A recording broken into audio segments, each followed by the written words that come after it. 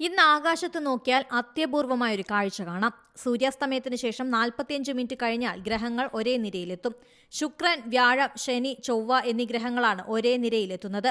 ശുക്രനും ശനിയും തെക്ക് പടിഞ്ഞാറ് ഭാഗത്ത് പ്രകാശിക്കും. വ്യാഴം തെക്ക് കിഴക്കൻ ആകാശത്തും ചൊവ്വ കിഴക്കു ഭാഗത്തും എത്തും. രാത്രി 8:30 വരെയാണ് ഗ്രഹങ്ങളെ കാണുക. ശുക്രൻ, ചൊവ്വ, വ്യാഴം, ശനി, യുറാനസ്, നെപ്റ്റ്യൂൺ, ബുധൻ എന്നിവയെല്ലാം ഒരുമിച്ച് ദൃശ്യമാകും.